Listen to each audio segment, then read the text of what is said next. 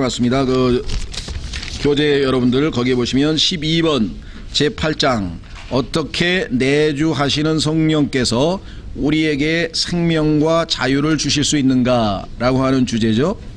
예, 그래서 이 로마서 8장은 오늘 우리가 공부하고 있는 이 로마서 5장서부터 8장까지의 성화라고 하는 주제의 클라이맥스에 해당이 됩니다.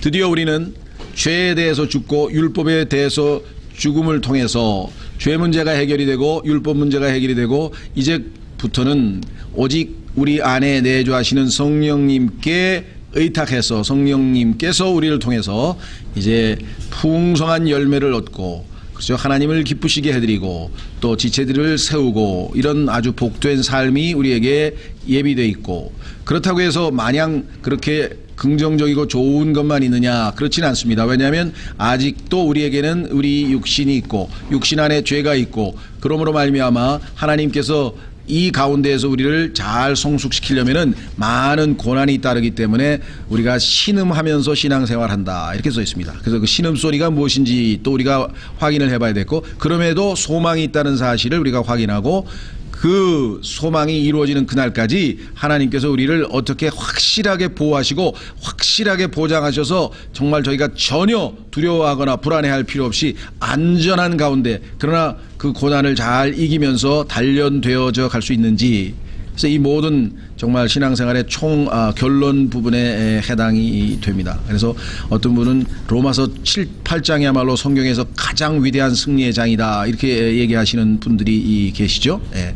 로마서가 성경에서 가장 압축된 복음의 핵심이다 이렇게 얘기하시는 분들 그 중에서도 로마서 8장이 클라이맥스다 이렇게 말씀을 하시는데 참 뭔가 통찰력 있는 발언 같습니다. 자, 그러면 우리가 이제 본문으로 돌아옵니다. 하나님의 말씀 본문으로 일단 돌아와서 1절서부터 4절까지 먼저 살펴보도록 하겠습니다.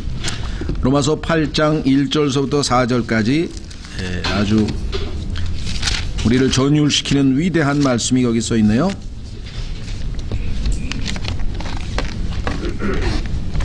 자, 로마서 8장 1절서부터 4절까지 말씀 먼저 보겠습니다. 그러므로 이제 그리스도 예수님 안에 있는 자들에게는 자, 우리는 분명히 아담 안에 있었습니다. 그런데 예수 그리스도를 믿는 순간 성령님께서 우리를 예수 그리스도 몸 안으로 그리스도 안으로 성령 침례를 통해서 집어넣으셔서 우리는 이제 그리스도 안에 있게 되었습니다. 그래서 구원받은 사람들은 이제 더 이상 아담 안에 있지 아니하고 그리스도 안에 있게 되었다. 이것이 로마서 5장에서 우리가 배운 바입니다. 그래서 그들에게는 정죄함이 없나니 자, 정죄는 성경에서 두 가지 종류가 있습니다. 두 가지 다 해당되는데요. 첫째는 영원한 정죄, 소위 말하면 우리가 지옥 또는 불못으로 던져지는 영원한 정죄 당연히 없죠. 그렇죠? 왜? 예수 그리스도 안에 있으니까. 두 번째, 여기서 말씀하시는 정죄는 그러나 문맥에서 보면은 좁은 의미에서 우리의 삶에서 그렇죠? 내가 성령을 조차 살게 되면 내가 내 스스로를 정죄할 필요 없어요. 그리스도인이지만 늘 죄책감에 시달리는 왜? 주님을 기쁘시게 하려고 하는데 안 되니까 그래서 자꾸만 그렇죠. 따라서 하나님은 나를 당연히 정죄하지 않습니다. 그렇죠? 율법도 나를 정죄할 수 없어요. 왜? 율법에 대해서 죽었으니까 율법에는 나에게 권한이 없어요.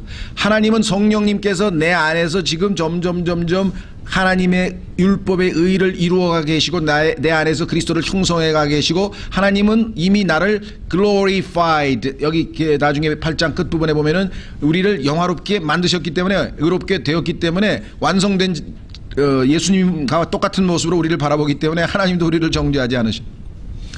문제는 우리는 우리를 정죄할 수 있어요. 왜? 내가 자꾸 실패를 하니까 그렇죠. 나 같은 놈이 뭔 신앙생활 아유 간도라 간도 뭐 이런 사람도 있고요. 그렇죠.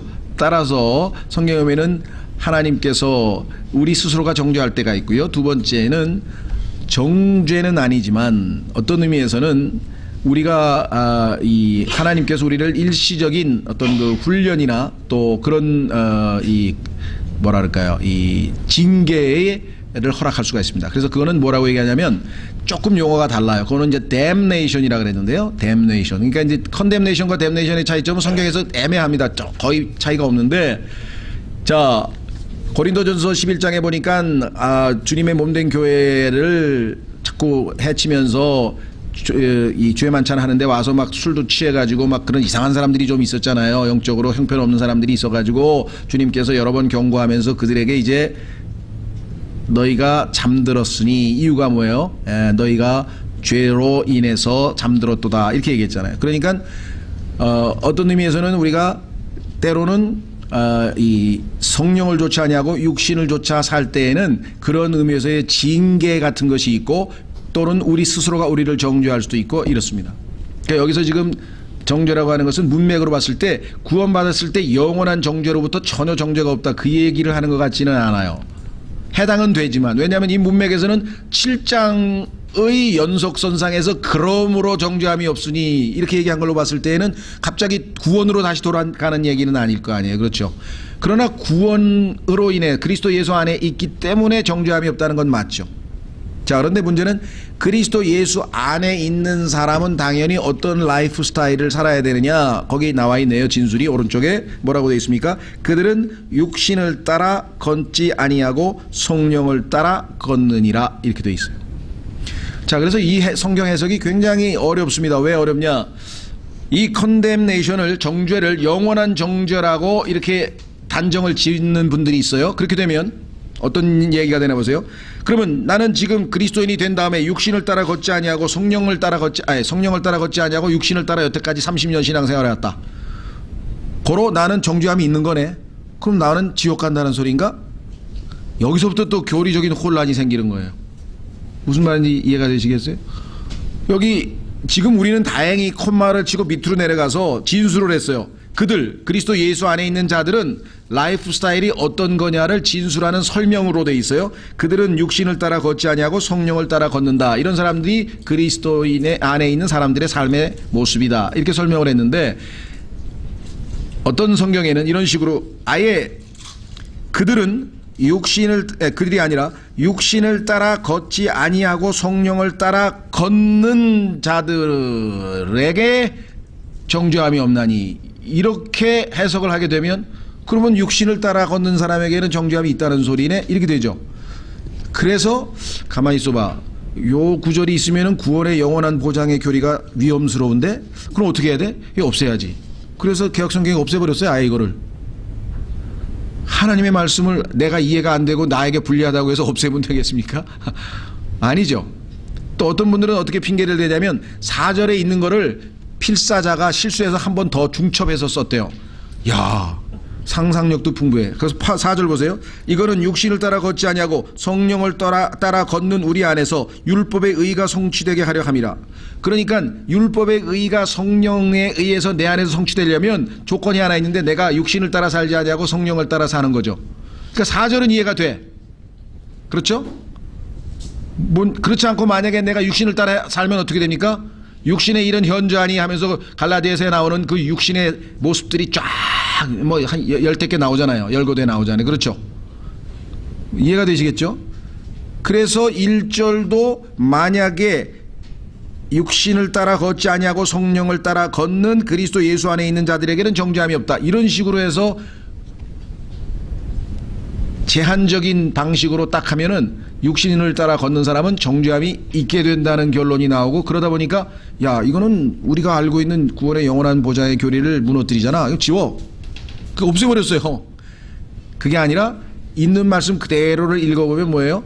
우리는 그리스도 예수 안에 있기 때문에 결코 정죄함이 없다. 그런데 그리스도 예수 안에 있는 사람들의 삶의 스타일은 육신을 따라 사는 게 아니라 성령을 좇아 사는 것이다. 그런데 만약 우리가 육신을 좇아 살게 되면 성령의 열매도 못 맺고 자유함도 누리지 못하고 율법의 노예가 돼서 다시 예수님 믿기 전에 라이프 스타일을 산다. 신부는 여전히 하나님의 자녀를 유지하고 나중에 죽어서 하늘나라에 가고 지옥은 안 가지만 이 땅에서의 삶의 모습은 하나님의 아들이 아니고 구원받기 전에 죄인의 라이프 스타일을 그대로 따른다. 그러면은 율법의 의, 하나님의 거룩함이 내 안에서 이루어지려면 어떻게 해야 되는가? 4절에 나와 있잖아요. 육신을 따라 살지 아니하고 성령을 따라 살면 된다. 이해가 되시겠죠? 예. 그래서 이 로마서 8장 1절은요, 킹제임스 성경을 제외한 모든 성경에서 다 절반이 다 날아가 버렸어요. 성경은 있는 그대로 놓고 하나님께서 말씀하시는 바로 우리가 배우는 거지, 마음에 안 든다고 싹둑싹둑 잘라내면 큰일 나는 거예요. 자, 다시 돌아옵니다. 그래서 이제 그리스도 예수 안에 있는 사람들은 이런 라이프 스타일을 살게 돼 있는데, 자, 왜 그게 가능한가? 아니, 어떻게 이게 가능한가? 이제 죄와 사망의 법에 아래 놓여 있지 않고 생명의 성령의 법만 적용을 받으니까. 죄에 대해서 죽었어. 그렇죠? 율법에 대해서 죽었어. 그래서 죄와 사망의 법이 나에게 해당이 안 돼. 그렇죠? 예. 나는 미국에 가서 미국 시민권을 땄어. 그럼 미국 법이 나에게 적용이 되는 거지. 한국에 있는 사람이 너하고 한국 법을 나한테 적용시키진 않을 거 아니에요. 그러니까 나는 이제 성령의, 생명의 성령의 법이 적용이 되는 거지. 죄와 사망의 법, 즉 아담 안에 있을 때의 법은 나에게 적용이 안 된다, 이게. 그리스도 안에 있는 사람에게 적용되는 새 법이 적용이 된다. 그렇죠? 그런데 이 사실을 놓치고 다시 육신을 따라 살면 옛법이 적용이 되는 거예요. 무슨 말인지 아시겠죠? 자, 그래서 다시 돌아옵니다. 2절, 이는 그리스도 예수님 안에 있는 생명의 성령의 법이 죄와 사망의 법에서 나를 해방시켰기 때문이라. 율법이 육신으로 말미암아 연약하여 능히 하지 못하는 것을, 율법은 나를 통해서 율법의 의의를 드러내서 하나님은 이렇게 거룩하신 분이다 하고 하나님을 증언하려고 했는데, 내가 육신이 나약해가지고 그 율법의 의의를 도저히 성취를 못 지키는 거야. 율법을 자꾸 어기는 거야. 그래서 율법은 내 육신을 도구로 해서는 하나님의 뜻을 성취를 못했어. 그래서 여기 나와 있죠. 육신으로 말미암아 연약하여 능히 하지 못하는 것을. 그럼 하나님께서는 어떤 방식으로 했느냐? 하나님께서 하셨나니 곧 자신의 아들을 죄 많은 육신의 모양으로 보내시고. 자, 그러면은 육신을 처리하려면은, 없애려면 어떻게 돼? 죽여야 되잖아요. 그렇죠? 그 육신 안에 거하고 있는 죄 문제를 해결해야 문제의 근원이 해결되는데, 이 죄 문제를 해결하려고 하는 방식은 뭐냐? 우리가 죄값을 치르면 영원한 형벌이야. 왜? 하나님의 심판은 영원하죠. 그러니까 우리에게 기회가 없어요. 그래서 우리를 심판하신 것이 아니라 우리를 대신할 하나님께서, 하나님의 아들이 우리를 대신하기 위해서 이 땅에 오셨어요. 그렇죠? 그런데 예수님은 아시다시피 우리처럼 아담과 이브가 자녀를 낳던 그런 방식으로, 즉 인간의 생명이 탄생하는 그런 방식이 아니라 성령께서 처녀의 몸을 빌어서 그 몸을 만들었고, 예수님은 셋째 하늘에서 영광스러운 몸을 벗고 내려오셔서 그 안에 들어가서 거하신 거죠. 그러니까 아담의 죄성을 물려받은 그러한 육신은 아니죠. 아시겠죠? 그러니까 아담이 죄 짓기 전에 육신이죠. 몸이죠. 육신이 안 된 거죠. 왜? 타락을 하니까 타락한 몸을 우리가 육신이라 그랬잖아요. 그러니까 예수님은 육신, 소위 말하는 몸이란 용어를 썼지만 그것은 정확하게 얘기하면 육신 자체가 아니고, 왜? 아담의 육신하고는 다른 육신이니까. 그래서 여기 뭐라고 했습니까? 육신의 모양이라 그랬다. 이 단어 아시겠어요? 얼마나 하나님께서 세심하게 성경을 기록하셨는지. 똑같아, 우리하고 겉은 육신은. 그런데 이 안에 죄는 없는 육신이야. 아담의 후손으로 태어나면 육신이면서 동시에 그 안에 죄가 거하고 있잖아요. 죄성이 담겨 있잖아요. 근데 예수님은 아담과 달리 새롭게, 새로운 두 번째 사람으로 오셨기 때문에 육신 자체에는 죄가 없어요. 만약에 예수님이 죄를 짓는 순간에 그럼 아담처럼 똑같은 육신이 되겠지. 그래서 예수님 죄를 안 지었기 때문에, 자, 그래서 여기 육신의 모양으로 보내시고. 자, 이것이 성경에서 가장 잘 설명되어 있는 게 어디입니까? 육신의 모양을, holy thing. 그렇죠. 예수님의 몸 안에 있는 것은 몸이어서 holy thing, 거룩한 것이라 그랬죠. 왜? 몸이니까. 그래서 예수님은 그 안에 들어가셨어요. 또 이 다시 말해서 예수님이 육신으로 오셨지만 그것은 우리와는 다른 육신의 모양을 취한 육신이었다를 선명하게 예와 비슷하게 탁 보여주는.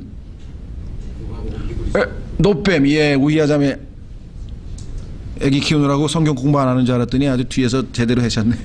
놋뱀이에요, 놋뱀. 그렇잖아요. 예수님은 뱀이 아니고 놋뱀이잖아요. 뱀은 마귀잖아요. 그 안에 죄가 있잖아요. 근데 예수님은 놋뱀이니까 형식, 모양만 뱀의 모양을 따지 실제로 뱀이 아니죠. 예, 그런 것처럼 모양은 아담처럼 똑같이 왔지만 실제적으로는 아담이 아니에요. 예수님은 마지막 아담으로서 죽기 위해서 우리를 대변해서 죽기 위해서 마지막 아담에 자청하셨지 실제적으로는 죄가 없으신 분이라고 얘기했잖아요. 그렇죠? 육신의 모양으로 보셨다 써있죠. 육신의 모양으로 보내시고 또 죄로 인하여 육신 안에서 죄를 정죄하셨느니라. 그런데 예수님의 안에는 죄가 없어요. 왜? 지금 말씀드렸잖아. 근데 예수님의 위에는 온 인류가 아담서부터 시작해가지고 이 지상에 태어날 누가 마지막 인간인지 모르겠습니다만은 그 모든 인류의 죄들을 다 예수님 위에다가 올려놓으셨다. 그래서 세상 죄를 지고 가시는 거예요. 예수님께서 짊어지고 가시는 거예요. 그렇죠? 그래서 베드로전서에 보니까 예수님께서 모든 죄들을 다 예수님이 죄의 짐을 대신 지고 가는 거예요. 자, 그래서 그 예수님을 심판하면 하나님께서는 뭐예요? 온 우주에 있는 모든 죄들을 다 심판해 버리는 거예요. 왜? 모든 죄를 다 예수님에다가 다 올려놔서. 자, 고린도후서 5장으로 갑니다. 고린도후서 5장.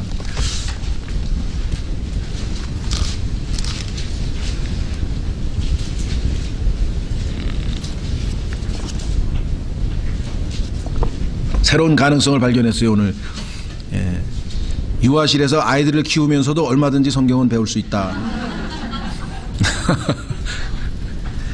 고린도후서 5장 21절. 고린도후서 5장 21절. 하나님께서 죄를 알지 못한 그분을 우리를 위하여 죄가 되게 하신 것은. 그래서 예수님을 심판하면 뭘 심판하는 겁니까? 죄를 심판한 거예요. 그래서 예수님이 심판받았다는 얘기는 더 이상 나는 죄에 대해서 심판받을 필요가 없다는 얘기가 되는 거예요. 죄를 심판하시는 하나님의 지혜가 뭐냐? 온 우주의 모든 죄를 죄 없는 예수님 위에다 올려놓고 예수님을 심판하시고, 그렇죠? 그가 모든 죄를 take away, 우리는 제거한다 그랬는데 맞습니다. 세상 죄를 제거하는 하나님의 어린 양인데 그 제거한다는 말을 조금 더 아주 그냥 적나라하게 그래픽하게 표현하면 무슨 뜻이 되냐면 가져가 버리는 거예요. 어디로 가져가 버리냐? 지옥으로 가져가 버렸어요. 거기다 다 내려놨어요. 왜? 죄는 지옥에서 심판받아야 되니까 다 내려놓고 예수님께서 두 번째로 다시 오실 때는 뭐라고 그랬어요? 죄 없이. 그렇죠? 자, 죄 없이 오시죠? 그래서 여기서 지금 죄가 되셨는데 그분을 심판해서 하나님은 이제 더 이상 죄에 대한 심판을 하실 필요가 없어. 다만 그 혜택을 누리려면 예수 그리스도를 구원자로 영접해서 예수님을 모시고 있으면 돼. 자, 히브리서 9장 28절. 예수님은 죄를 지시고 가셨습니다.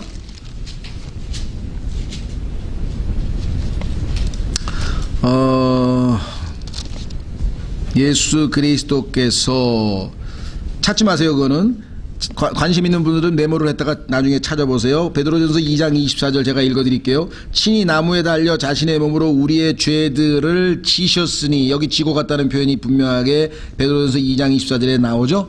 예수님이 우리의 죄들을 지셨어요. 그 다음에 take away, 가지고 가버리셨어요. 제거하셨어요. 요한복음 1장 29절, 베드로전서 2장 24절, 요한복음 1장 29절 가져가셔서 예수님은 지하세계 땅 지옥으로 가셨죠. 거기서 내려놓고 예수님께서는 이 지옥의 문을 열고 하늘로 이제 올라가셨습니다.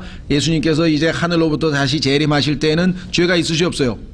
죄 없이 오시는 거죠. 그래서 지금 현재 찾은 히브리서 9장 28절, 이와 같이 그리스도께서도 많은 사람들의 죄들을 담당하시려고 단 한 번 들어지셨으며 또 자신을 기다리는 자들에게 죄와 상관없이 두 번째 나타나사 구원에 이르게 하시리라. 이 구원이 우리가 얘기하는 몸의 구원을 얘기하는데요. 문제는 여기 보시면 와 상관없이라고 하는 이탈릭체로 써 있죠. 죄와 상관없이 할 때 와 상관없이라고 하는 5글자 중에서 와 상관이라고 하는 3글자가 뭐로 써 있어요? 이탈릭체로 써 있죠. 없이는, 그죠? 그러니까 사실은 와 상관이란 말은 필요 없는 말이에요. 그런데 본인이 생각하실 때 번역자는 죄 없이, 그러니까 이게 뭔가 너무 잘 안 들어오는 것 같아서 조금 보완 설명하기 위해서 죄와 상관없이 이렇게 이제 했습니다. 의도는 뭐 충분히 이해가 됩니다. 그러나 그렇죠? 히브리어 헬라어에서 성경을 영어로 킹제임스 성경으로 번역할 때 영어로 번역하다 보니까 히브리어 헬라어에는 없는 단어인데 영어로는 없으면 말이 안 돼. 그래서 할 수 없이 없는 단어를 한두 개 집어넣었어. 그래서 말을 만들었어. 그러면 그 집어넣은 단어는 원래 없기 때문에 다 이탈릭체로 처리해서 요거는 원문에는 없지만 영어가 말이 되게 하기 위해서 집어넣은 겁니다 라고 집어넣었어. 정직하게 번역한 거죠. 다른 성서들은 이런 게 없어요. 이탈릭체가 없어. 다 뭐 자기 멋대로 집어넣고 그런 거 밝히지도 않아요. 킹제임스 성경만 유독 그렇게 밝히는 거예요. 정확하게, 정직하게. 그래서 그 원칙을 우리도 살리기 위해서 영어 킹제임스 성경에서 한글로 번역할 때 한국말에는 이게 없으면 너무 어색하다, 좀 이상하다 할 때는 집어넣었어요. 올바른 원칙입니다. 그러나 이 히브리서 9장 28절의 경우에는 사실은 필요 없는 것을 집어넣었다 이렇게 판단하는 거예요. 왜? 아까도 말씀드렸습니다.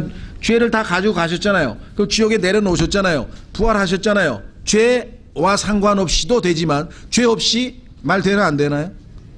죄 없이가 그냥 말 돼요. 오실 때에는 죄 없이 오시는 거예요. 물론 조금 더 쉽게 설명하기 위해서 죄와 상관없이 해도 틀렸다는 얘기는 아니고요. 다만 그러나 without sin 그대로 번역을 해도 전혀 문제가 없다. 왜? 교리적으로 지금 설명을 제가 차근차근 해드렸죠. 예. 자, 그래서 조심하십시오. 아, 이거 뭐 번역이 오류라고 지금 이번 수련회에서 분명하게 배웠다. 뭐 이러고 또 퍼뜨리시면 안 돼요. 네, 오류라고 한 적이 없고요. 예.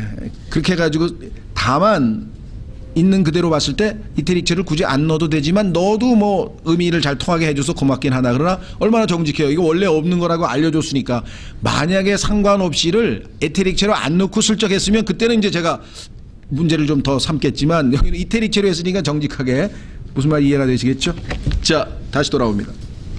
그래서 우리는 로마서 8장으로 와서 야, 육신의 모양으로 그런데 예수님은 죄가 되셨으니까 그 예수님을 심판하심으로써 하나님은 죄 문제를 해결해 버리셨어요. 온 우주의 암덩어리 죄를 십자가상에서 해결해 버리셨어요. 하나님께서 얼마나 지혜로우십니까? 놀랍죠? 자, 그래서 결국은 로마서 8장에서 어떤 결론이 나왔냐, 그 다음이 여러분과 제가 마음에 새겨야 될 구절이죠. 그렇게 되면 어떻게 됩니까?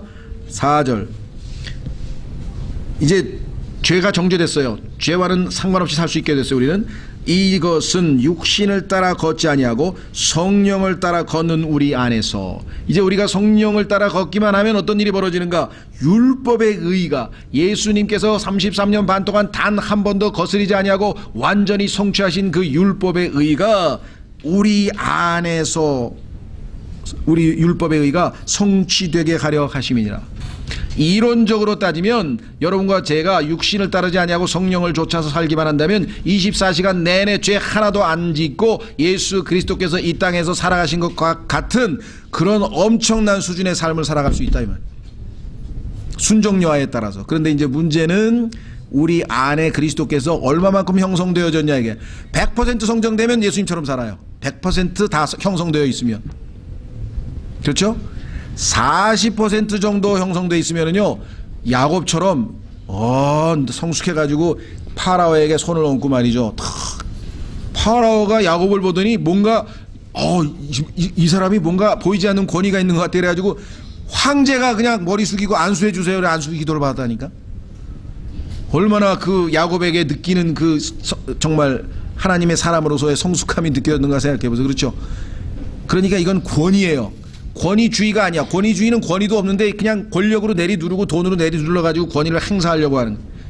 교회가 왜 문제가 됩니까? 성경에서 장로들은 또 이 교회의 영적 지도자들은 그런 식의 권위를 행사해서는 안 돼. 군림해서는 안 된다 그랬잖아요. 자연스럽게 군림하도록 말씀의 권위를 가지고 하나님 말씀을 선포하면 되는 거지. 그걸 군림하면 또 이렇게 해서 교회에서 뭐 명령을 해서 이런 체계가 아니다. 그렇죠? 예. 자, 그래서 율법의 의가 우리 안에서 이게 답이고 우리에 의해서 그럼 우린 죽는 거야. 이제 끝나. 우리에 의해서 어떻게 성취가 돼? 우리에 의해서 이렇게 된 성경도 있어요. 그러니까 정말 그거 읽으면 정말 아마 얼마나 괴롭겠어. 우리에 의해서 어떻게 돼? 안 되는데. 지금까지 7장에서 안 된다 그래가지고 지금 율법에 대해서 죽었다고 얘기를 했는데, 우리 안에서 성취되는 겁니다. 우리 안에서. 어제 봤죠? 빌립보서에서 우리 안에서 일하시는 분은 하나님이시고 너희 안에서 강력하게 능력으로 하나님이 일하고 계시고, 우리 안에서 지금 하나님께서 모든 것을 하고 계시니까 그 안에 계신 하나님께 내가 손을 내밀어서 하나님과 동역하면 영적인 열매를 맺고 하나님을 기쁘시게 하는 거고, 하나님은 내 안에서 일하시는데 내가 눈을 딴 데로 돌려가지고 육신의 손을 잡으면 육신의 일은 현저하니, 하나님의 일하고 상관없는 육신의 일을 한다고요. 우리가 그리스도인인데, 구원받은 사람인데. 확인해 보겠습니다. 갈라디아서 5장. 갈라디아서 5장.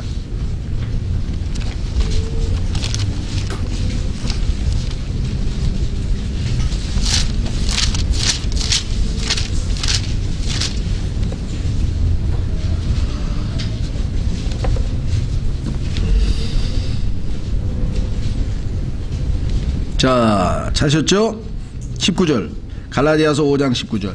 육신의 행위들, 이건 뭐 일이라고 해도 번역해 똑같아요. 영어는 한 단어인데 works가, 때로는 우리는 일이라고 했다가 행위로 했다가 이제 번역을 이렇게 두 개를 사용했습니다. 육신의 행위들은 명백하니 이것들이라 곧 간음과 음행과 부정함과 세욕과 우상숭배와 마술과 증오와 불화와 경쟁과 진노와 다툼과 폭동과 이단 파당과 시기와 살인과 술취함과 흥청됨과 또 이것 말고도 많어. 그래서 그와 같은 것들이라. 그와 같은 게 많어. 그렇죠?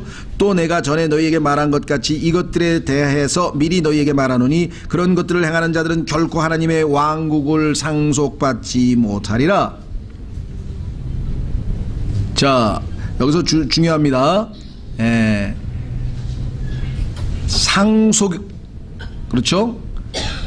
구원을 못 받는다는 얘기하는 거 아니에요. 지금 여기서 유업과 관련된 얘기예요. 상속과 관련된 얘기예요. 자, 그 다음에 밑으로 내려갑니다. 22절. 이것을 인생 역전이라 그러죠. 역전이라는 단어는 바뀌는 거예요. 그런데 이 나와 있는 19, 20, 21절에 나와 있는 이러한 라이프 스타일로 살 필요가 없어. 왜?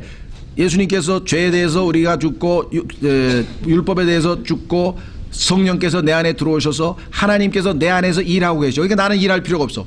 하나님께서 내 안에서 일하셔. 그러면 아무것도 안 하고 손 놓고 있느냐? 아니죠. 알고, 그 다음에 뭐예요? 믿고 내 자신을 내어드리는 것. 그러면 하나님께서 일 다 해놓으신 것을 나는 바깥으로 사람들에게 드러내서 보여주면 된다고 어저께 빌립보서 2장 12절에서 말씀드렸죠. Work out your salvation. 너의 구원을 바깥으로 드러내 보이라. 그렇게 하면 어떻게 되냐? 열매가 맺혀. 22절. 그러나 성령의 열매는 사랑과 기쁨과 화평과 오래 참음과 부드러움과 선함과 믿음과 온유와 절제니 이 같은 것을 대적할 법이 없느니라. 조심하세요. 열매들이 아닙니다. 열매입니다. 한 가지 열매인데 9가지 특성이, 9가지 맛이 들어있는 열매예요. 그러니까 야, 나는 사랑과 기쁨은 있는데 왜 절제가 안 될까? 그러면 사랑과 기쁨도 없는 거예요. 그 가짜 사랑인 거예요. 다 열매는 하나예요. 열매가 있든지 없든지 그래야지. 열매 중에서 어떠한 특성은 없고 어떠한 특성은 있다. 그럴 수는 없잖아요. 무슨 말인지 이해가 되셨어요? 오해하시는 분들은 이 성령의 열매가 안 맺히면 안 맺히는 거고 맺히면 맺히는 거지, 이 중에서 두 가지 특성만 조금 흉내내다 말하면 그건 의미가 없다 이 말. 자, 그래서 이 9가지 특성을 지닌 열매가 우리 안에 맺히는 것은 율법에 의한 내 안에서 이루어질 때 가능한 것이다. 다시 돌아옵니다. 그래서 이제 로마서 5장으로 갑니다. 그러면 이제 실천이 나와 있어요. 어떻게 실천하는가? 다시 돌아갑니다. 여러분들 교재를 보시면 이렇게 돼 있죠. 첫 번째, 정죄함이 없음. 여기까지 했네요. 우리가 지금 성령과 율법. 두 번째, 의무감이 없음. 의무감이라고 하는 것은 율법이죠. 율법은 해야만 한다, 하지 마라, 하라, 하지 마라, 하지 마라. 이게 더 이상 나에게 적용이 안 되잖아요. 그렇죠? 의무감이 없음. 그러니까 처음에 앞부분은 정죄함이 없음. 두 번째, 해야만 하는 의무감이 없음. 의무가 없음. 자, 내용은 뭐냐면 성령과 육신이야. 아까 갈라디아에서도 육신의 일과 성령의 열매죠. 항상 성령과 육신이야. 그러면 내가 가운데에서 어느 편을 드느냐에 따라서 내 신앙생활이 결정이 돼. 결정권은 나한테 있어. 하나님께서 자유를 주셨잖아. 그렇죠? 그리스도께서 나에게 리버티, 자유를 주셨어. 그런데 내가 다시 육신의 손을 잡으면 스스로 율법의 속박하에 내가 자진해서 들어간 거야. 그렇죠? 어떤 귀족이 아내가 하고 아주 아름답게 재밌게 살고 있었는데 그때 그 가정에 아주 이 가정에서 일하는 가정부가 있었어요. 근데 그 아내가 죽었어. 그래서 보니까 아주 착실하고 그래서 그 가정부를 아내로 맞이했어. 그래서 항상 이제 아내로 대해주려고 그러는데 이 가정부는 아직도 지금 머리에 남아있어. 나는 가정부야. 그래서 남편을 아내로 대하는 게 아니라 의무감에서 아침 일어나면 그 주인님 밥상도 차려야지 뭐 빨래도 해야지 그렇게 의무감에서 하는 거하고 야, 나 같은 자를 아내로 삼아서 이 어마어마한 훌륭한 분이 이렇게 감격스러울 수가 너무나 감사하다. 그래서 사랑이 넘쳐서 기쁨으로 와이셔츠를 다리는 거하고 차이는 아시겠어요? 똑같이 와이셔츠를 다리는데 내적인 동기가 다르다 말이에요. 복음도 전하고 성경 공부도 하고 뭐 교회에서 청소도 하고 사람들도 섬기고 다 합니다. 그런데 이거 안 하면 하나님이 벌 줄 거야. 아, 해야지. 해야만 돼. 이거 하고 나 같은 자가 감히 하나님을 섬길 수 있는 권리, 이 기회를 얻다니. 그러나 나는 체력도 약하고 몸도 약하고 어떡하지? 돈도 없고 하나님께 뭐 할 게 없네. 그래, 하나님이 제일 기뻐하시는 게 중보기도라 그러지. 내가 체력이 없으니까 집에서 열심히 기도하자. 교회 성도들 명단 쫙 적어서 그 뭐야? 하나님을 기쁘시게 해드리기 위해서 사랑하는 마음으로 형제들 위해서 기도했잖아요. 그거 하고 차이를 아시겠어요? 기도 안 하면 벌 주신대. 해야지. 그럼 해야지. 새벽기도 해야지. 의무감이 없으면 아시겠죠? 스스로 결정한 거예요. 둘 중에 내가 성령을 쫓아 사느냐, 자유롭게 사느냐, 율법에 얽매여서 사느냐. 그렇죠. 근데 영적으로 어린 사람들은 뭐예요? 자율적으로 뭘 해보려니까 안 돼. 그렇죠. 그래서 할 수 없이 해야만 한다, 하지 말아야 된다, 이게 더 편해. 무슨 말이 이해가 되시겠어요? 그래서 자꾸만 이쪽으로 가려면 왜? 법이라는 거는 지켜야 된다는 이 압박감이 항상 남아있는 거야. 물어보세요. 영어 할 때. 문법 생각하지 말고 그냥 입에서 나온 대로 막 하세요. 단어만 돼도 다 알아요. 제가 스페인에 가니까 그 식당의 아저씨가 한 20년 됐어. 근데 가만히 들어보면 이게 스페인어가 이상한 스페인어더라고요. 그래서 왜 그런가 봤더니 예를 들면 스페인 친구가 왔어. 야, 내일 너 나하고 어디 좀 가자. 마드리드에 좀 가자. 점심 먹고. 그러면 그걸 문장으로 만드는 게 아니라 너 와, 나 같이 밥 먹어. 너 가자, 마드리드. 근데 알아들었어요? 못 알아들었어요? 알아들었죠? 제가 한 한국말 다 알아들었죠? 스페인어를 그렇게 하는데 다 알아들어. 그러니까 이 사람은 아무런 자유야 그냥.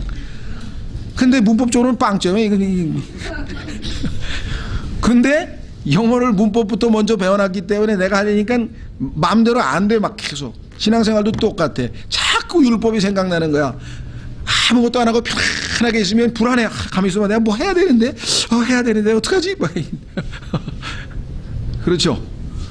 아무것도 안 하고 너무너무 자유롭게 하는데 내가 하나님을 위해서 내가 할 수 있는 게 뭘까? 하나님이 나에게 주신 은사가 뭐지? 내가 보니까 로마서에 이런 은사 이게 내가 하나님이 주신 은사가 요걸 날 주신 거구나. 지식의 은사 요걸로 그럼 내가 잘해서 뭐 주일학교 선생님 해볼까? 뭐 아니면 보니까 섬기는 은사, 봉사의 은사. 어쩐지 나는 다른 사람들 막 신발도 닦아주고 막 청소도 그게 기쁘더라. 이게 하나님이 주신 은사였구나. 그걸 했는데 이게 뭘 하든지 간에 이해가 되었어요. 자, 다시 돌아옵니다. 의무감이 없다 이게. 첫 번째, 우리를 확신시켜 구원자가 필요함을 보여주신 분은 성령이야. 육신에게는 우리는 더 이상 빚진 게 없어. 빚은 예수님이 다 갚아버렸어. 육신이 나한테 뭐라 그러면 난 너한테 빚진 거 없어. 너는 나의 채권자가 아니야. 돈 받으러 오지 마. 나 이 다 갚았어. 그럼 성령님은 뭐예요? 우리에게 엄청난 채권자인데 나 안 받아. 다 필요 없어. 그냥 네가 원하는 대로 살아. 그래가지고 자유를 준 거예요. 가만히 생각하니까 내 인생에 의미 있는 인생이 되려면 이분을 기쁘시게 하는 것 이외에는 의미가 없어. 이제 다른 거는 다 헛되니 모든 것이 헛되다. 그거밖에 안 나와. 나의 유익을 위해서도 성령님을 쫓아 사는 것이 가장 남는 장사야. 그리스도의 심판석에서 왕관도 주신다 그랬어. 더더군다나. 그렇죠? 그걸 어떻게 믿어? 보이지 않는 것을 믿는 게 믿음이지. 그분이 나에게 십자가에서 해주신 일을 생각하면 그게 왜 안 믿어져? 그건 믿어지고도 남지. 그렇죠. 그래서 지금 여기 나와 있죠. 2번 구원의 믿음을 주시고 새 성품을 주시고 우리 안에서 우리가 하나님의 아들임을 증거하시는 분도 성령님이야. 그러니까 다 성령님이 해주신 거야. 그런데 아무것도 요구를 안 하셔. 이런 주인을 보신 적이 있어요? 이런 신랑을 보신 적이 있어요? 아무것도 요구를 안 해. 왜? 나는 너를 사랑해서 그냥 한 것뿐이야. 난 너한테 뭐 달래는 거 아무것도 필요 없어. 아 근데 나 같은 죄인을 위해서 십자가에서 죽으시고 지옥의 고통도 당하셨어요. 아니 난 널 사랑하기 때문에 한 거야. 다른 거 아무것도 없어. 그럼 여러분들도 뭘 하더라도 뭐야? 나는 하나님을 사랑하기 때문에 한 것뿐이야. 난 아무것도 바라는 거 없어. 근데 하나님은 아니야. 그래도 너는 희생을 했잖아. 내가 보상을 해주마. 보상까지 해주신대. 그 얼마나 우리에게 모티베이션, 동기부여가 되냐. 아니 그냥이라도 나는 평생 그분을 섬기는 게 내 인생을 바치는 게 이런 주군을 만났으니 내 인생을 이분에게 바치리라. 이게 내 인생의 참 기쁨인데 보상까지 하면서 격려까지 하시니 얼마나 우리가 사실은 참 복된 인생이냐 이 말이죠. 자, 세 번째, 매일 우리의 육신적 이기적 삶을 견디고 계신 분도 성령이. 우리가 완전히 성숙해가지고요 항상 하나님을 기쁘시게 하는 것도 아니야. 그 주인을 배반하고 또 옛날 주인 찾아가가지고 또 놀다가 와. 하녀가 남편하고 같이 같은 방에서 대화도 나누고 교제를 해야 되는데 주인님 제가 저 할 일이 있어서요 아주 부어가지고 막 설거지하고 청소하고 막 웬통 그거 아이고 하녀들 따로 있으니까 그냥 놔두세요 그랬더니 아니에요 제가 해야죠. 그럼 남편은 봐가지고 뭐 대화하고 싶은 남편하고는 차 한 잔도 안 마시고 밤낮 그만하고 돌아다니고 있으면 이제 어떻게 되는 거예요? 그렇죠? 자, 그래서 여러분과 제가 육신적 이기적 삶을 살게 되면 그래서 성경에 보니까 오늘 뒷부분에 가니까 성령님께서 신음소리를 해. 뭐하러 저래? 저러지 않아도 되는데 왜 저러지? 아이고 탄식한다. 자, 다시 돌아옵니다. 교재로 돌아. 아니 좋게 성경 본문으로. 자, 이제 읽습니다. 쭉. 6절.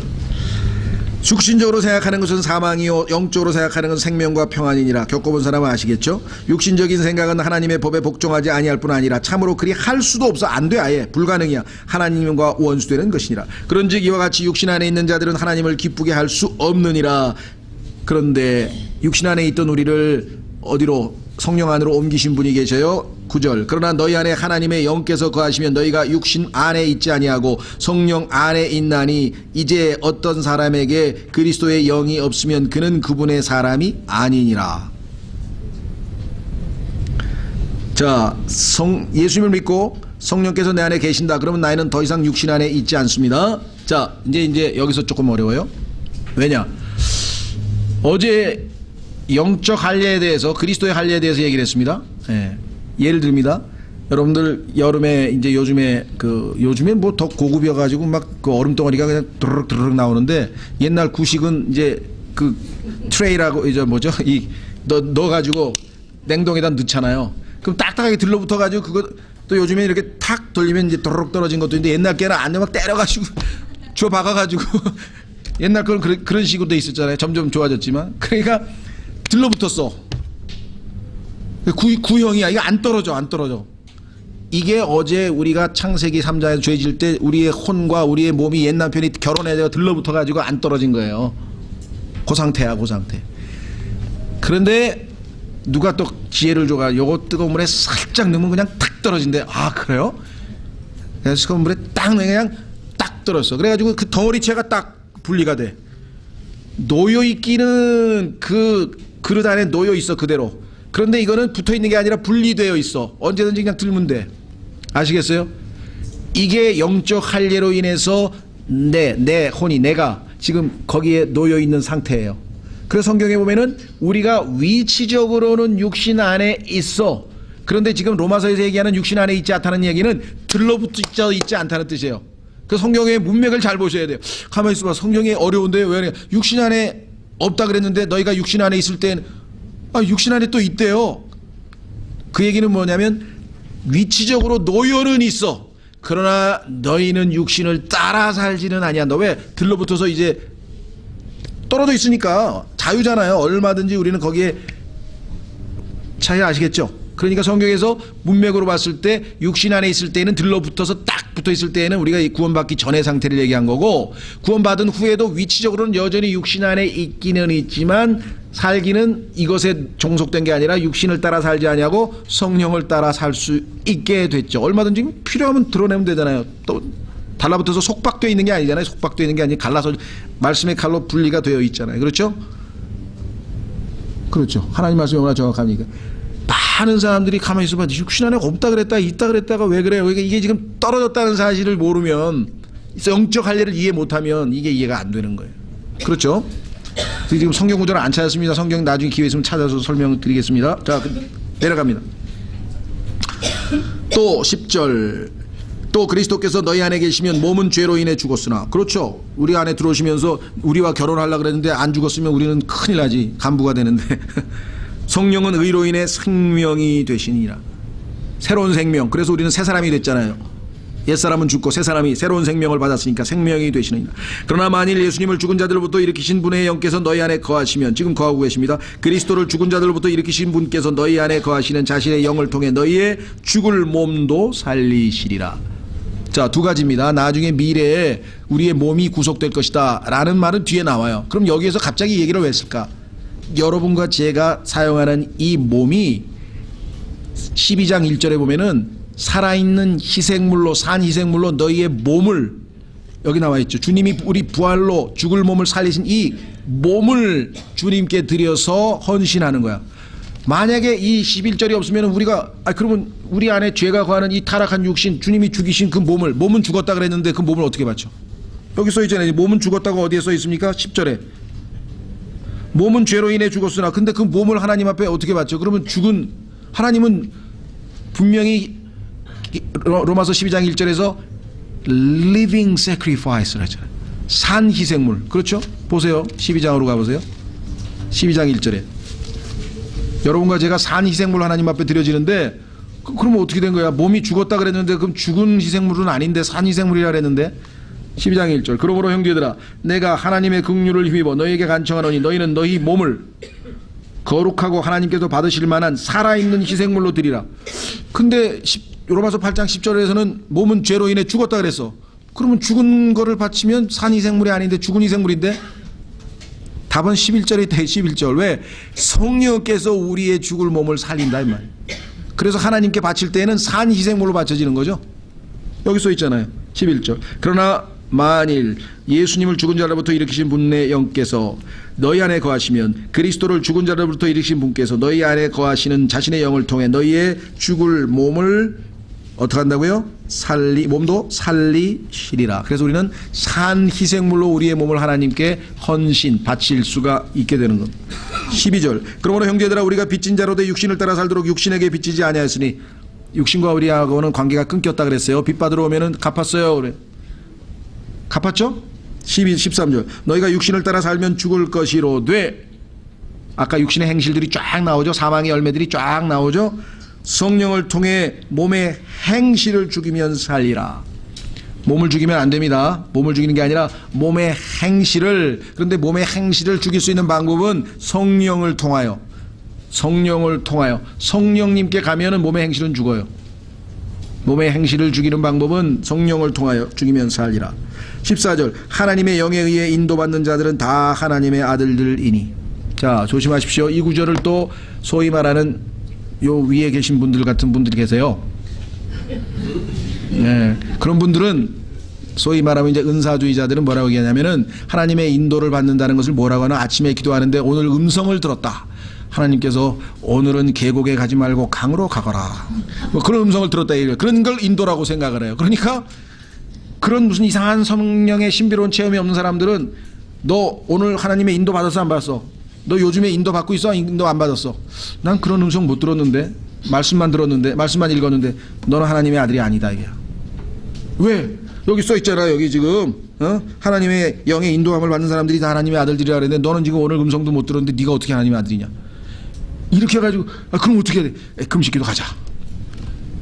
그래가지고 그냥 가서 그냥 호미백성해가지고 막 거의 이제 혼이 떠나고 막 최면 상태가 돼가지고 그냥 막 몽환 상태에 빠지게 되면 뭐야 이제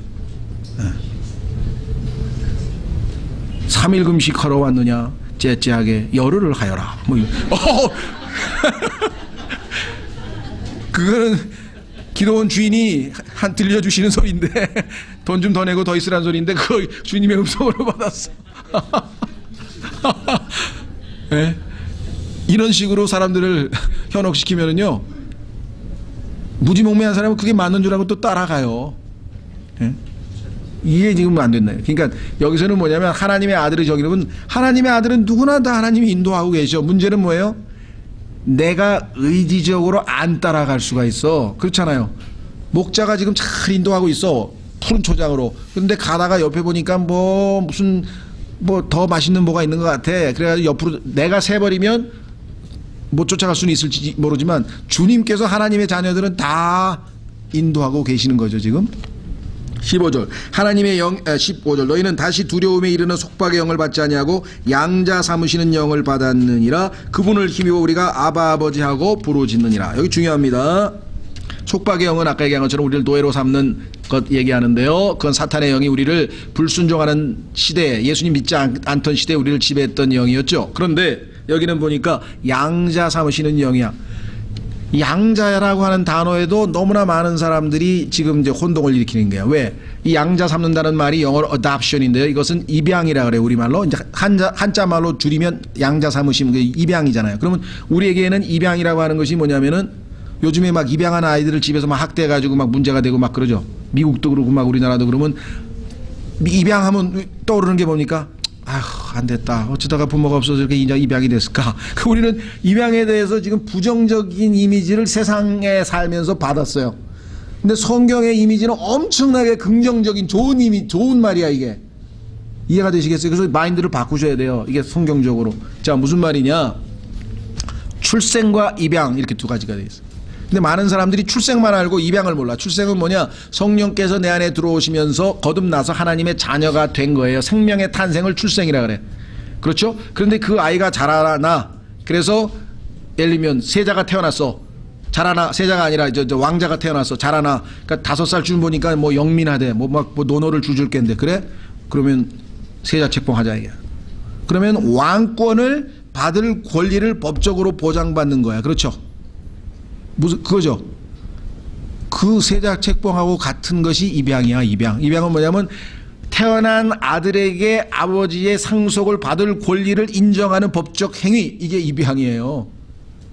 그 입양자, 나는 입양이 돼서 양자가 돼서 하나님의 상속을 반드시 받는다라고 하는 증거가 뭐냐? 내 안에 계신 성령님이에요. 여기 써 있잖아요. 양자 삼으시는 영을 받았다. 그분이 나의 보증으로 또 내 안에 인치셔서 에베소서에 보면은 인치셔서 내 안에 들어와 계셔. 그래서 나중에 오시면 반드시 왜? 이미 계약금이 다 지불되어 있기 때문에 반드시 나는 하나님의 소유가 되고 하나님께서 주시는 상속을 받을 권리를 행사하게 될 것이다. 그게 지금 양자의 영이라는 뜻입니다. 예, 그래서 이것은 제가 또 여러 번 얘기를 했기 때문에 식상하신 분도 계시겠지만 그 예를 다시 한번 들어드리면 우리나라 법은 제가 잘 모르겠어요. 미국 목사님 설교를 들었어서 내가 얘기를 하는 거니. 미국에 가면 이제 양자로 들어온 아이가 있잖아요. 입양된 아이가 있잖아요. 그러면 입양된 아이하고 진짜 자기 부모가 낳은 아이들하고 집에서 잘 지내기만 하는 게 아니라 싸울 거란 말이에요. 그죠? 싸우다 보면 이제 그 친자가 한다는 소리가 야, 인마, 넌 양자가 뭘 까불지 마 하고 막 이제 했을 거 아니에요. 예를 들면. 그렇죠? 근데 그 양자가 뭐라 그랬냐면요. 멍청한 녀석. 뭐? 넌 데리고 왔잖아. 그러니까 야, 너는 막 어쩔 수 없이 나온 거야. 나는 골라왔다니까. 난 골랐어. 너. 게다가 너는 말 안 들으면 엄마 아버지가 너 재산 안 물려줘도 아무 문제 없어. 너 법 봐봐. 미국 법에 보면은 친자는 아버지가 상속 안 줘도 아무 문제 없어. 양자는 상속 안 주면 법에 걸려 감옥에 가. 우리 아버지. 나는 상속의 권리가 있는 사람이야. 이해가 되시겠어요? 실제로 이게 미국의 법이 그렇게 돼 있어요. 양자로 되려면 반드시 상속을 해줘야 돼요. 무슨 말 이해가 됐죠? 자, 다시 돌아옵니다. 예. 우리는 출생과 입양을 통해서 확실하게 성령께서 인까지 치셔서 이제 완전히 보장을 받은 사람들이에요. 16절. 그래서 그 성령께서 우리에게 어떻게 합니까? 친히 우리의 영과 더불어 우리가 하나님의 자녀인 것을 증언하시나니. 내 안에서 우리의 영과 더불어서 우리가 하나님의 자녀인 것을 끊임없이 상기시켜 줍니다. 너는 하나님의 자녀야. 그렇죠? 그래, 내가 오늘도 죄를 졌어. 그래, 내가 우리 아버지 오늘 슬프게 했어. 그래도 나는 아버지 자녀야. 그래서 어떻게 해요? 회개할 수 있잖아요. 기도하고, 하나님 아버지 정말 오늘도 제가 또 불효자는 옵니다. 뭐 그래도 아버지 아니에요, 여전히. 자, 17절. 자녀이면 상속자고 하나님의 상속자. 그러니까 자녀인 것이 16절, 17절 상속자인 것이, 이 두 가지가 떨어질 수가 없어요. 우리는 출생과 입양을 다 보장받은 것이에요. 자녀이면 상속자고 하나님의 상속자, 그리스도와 함께하는 공동 상속자니라. 우리가 그분과 함께 고난하면 이것은 우리가 함께 영광도 받으려 함이니라. 자, 이것도 이제 굉장히 조심하셔야 됩니다. 왜? 그리스도와 함께 고난을 당하면 이것을 오해를 해서 고난을 당하는, 그러니까 희생하고 헌신하고 막 정말 주님을 위해서 막 뜨겁게 열심히 사는 사람들은 영광을 받고, 슬슬 그냥 느슨하게 신앙생활하는 사람은 영광을 못 받는다. 또 이렇게 가리키는 사람이 있어요. 이것도 성경에서 벗어난 이야기죠. 물론 상급에 관한 한 당연히 관을 받기도 하고 안 받기도 해요. 그러나 이건 상급 얘기가 아니거든요. 출생과 입양에 관한 것에, 여기서 얘기하는 것은 뭐냐, 이 땅에서 모든 인간은 태어나면 다 고통을 당해요. 그렇죠? 자, 전도서 기억나세요? 몇 장에 있습니까? 전도서 한번 확인해 보세요. 전도서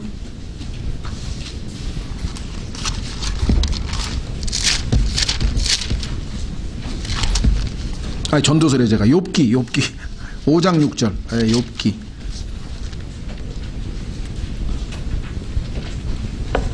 욥기 5장 6절.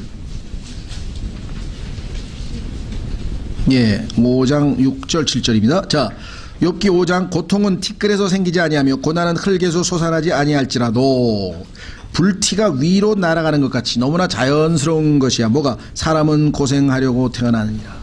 태어나면 다 고통을 겪게 돼 있어. 왜? 죄가 지배하는 세상이니까.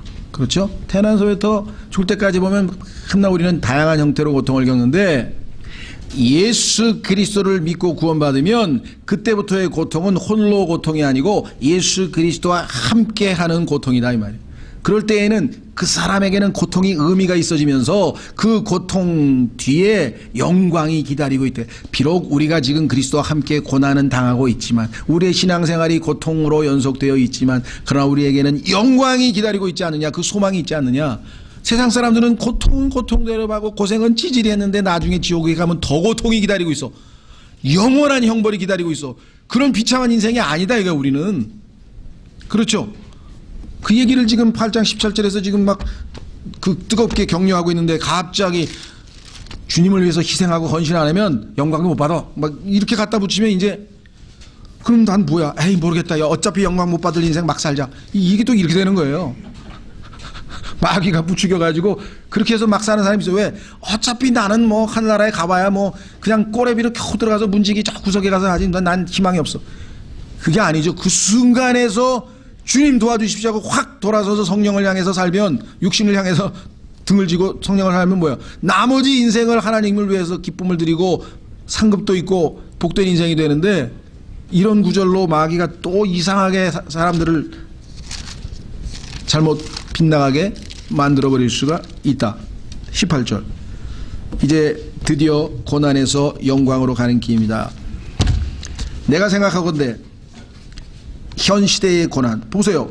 17절에도 함께 고난 당하면 현 시대의 고난, 여러분과 제가 이제 고난이 우리에게 놓여 있다 그랬죠. 자, 이 고난 앞으로 우리 안에 나타날 영광과 좋게 비교될 수 없도다. 고린도후서 4장에도 보면 나오죠.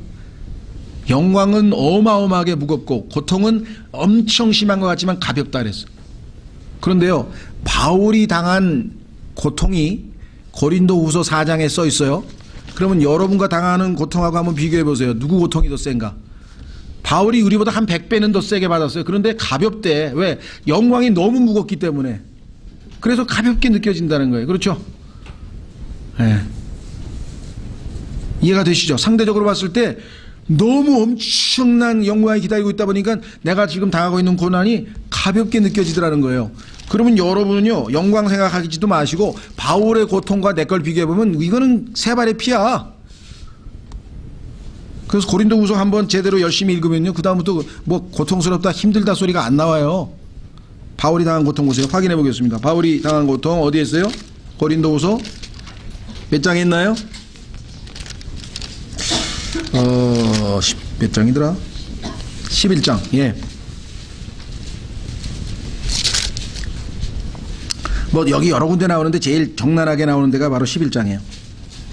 11장 23절.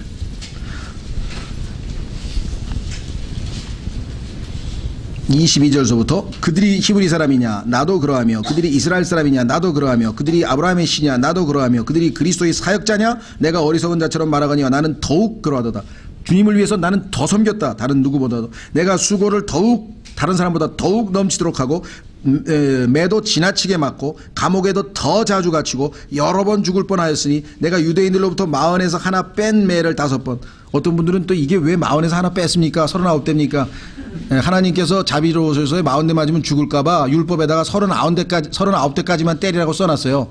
그랬더니 어떤 사람이 그래봐야 구약의 율법에 39대 그럼 그 저주네 뭐 저주 뭐 이런 사람인데 어쨌거나 그래도 하나님은 39대까지만 때리라고 율법에 정해놨어요. 그래서 자 근데 몇 번 5번 맞았네요. 이순신 장군이 곤장 맞는 거 보니까 39대 맞았나 잘 모르겠는데 어마어마하게 맞았죠. 5번 39 곱하기 5 해보세요. 몇 대 맞았나. 저는 군대에서 빠따 맞은 거 다 합쳐봐야 10대밖에 안 되는 것 같은데 여기 지금 100대 맞으셨다 그래요. 100대. 자, 그 다음에 보세요. 다 3번 몽둥이로 맞고 1번 돌로 맞고 3번 파선을 당하여 한낮과 한밤과 한낮을 기품 속에서 있었으며 가장 성령 충만하고 가장 건신되고 가장 하나님을 기쁘시게 하고 가장 위대하다고 평가되는 바울이 이런 삶을 살았는데 항상 기뻐하고 만족하고 찬양하고 불평 안 하고 살았는데 여러분과 저는 뭐냐 이거예요. 뭔 권리로 뭐 침 거듭핏하면 하나님 뭐 나를 버렸어요. 왜 이러고 사는 거예요 도대체? 그렇죠. 바울을 보면 불평할 수가 없어. 나는 지금 너무나 좋은 환경에 살고 있는 거야. 26절 자주 여행하면서 물들의 위험과 강도들의 위험과 내동포로 일한 위험과 이교도들과 이런 위험과 도시에서의 위험과 광야에서의 위험과 바다에서의 위험과 거짓 형제들 가운데서의 위험을 당하였고 또 지치고 아프고 여러 번 밤을 새우고 굶주리고 목마르며 여러 번 금식하고 추위를 당하고 헐벗었노라. 밖에 있는 그들 외에도 그 일들 외에도 날마다 내게 닥치는 것이 있으니 곧 모든 교회를 위하여 염려하는 것이라. 내적 외적 고민 고통 이게 바울의 삶이었는데 항상 기뻐하라 그러고 살았어요. 본인도 그렇게 안 살고 항상 기뻐하라 할 수 있나? 그 다음에 뭐야? Let us be content. 먹을 것과 입을 것이 있으면 만족하자. 그렇죠? 등등등등 그렇게 살 수 있는 능력이 누구로부터 왔어요? 성령님으로부터 온 거란 말이에요. 이렇게 어마어마한 능력을 가지고 계신 성령님을 여러분과 제가 지금 엄청나게 제한하고 있어요. 엄청나게 제한하고 있어요. 성령님께서 능력을 지금 0.1%만 찍게 발휘를 못해. 여러분과 제 안에서는. 왜? 계속 나 혼자 하니까 기회를 안 주. 바울은 완전히 내어드렸어. 완전히 주님께 내려놓았어. 그러니까 성령님께서 바울 안에서는 이 엄청난 환경 속에서도 충만하게 아주 초월적인 삶을 사는 거예요. 베드로는 물 위를 몇 자국 가다가 도로 빠졌지만 바울은 계속 바다 위를 걸어가는 게 이 고난의 파도와 이 모든 것 위에서 계속 초월적으로 그 위를 계속해서 걸어가고 있잖아요. 그렇죠? 그랬더니 어떤 분들은 성장하면 저렇게 고난받는 건 맞아요? 그래서 그럴 거요. 그럼 난 성장 그만할래? 그게 마귀의 음성이에요.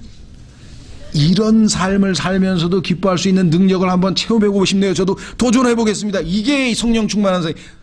이렇게 답이 나와야 되는데 아유 난 겁나. 자, 다시 돌아옵니다.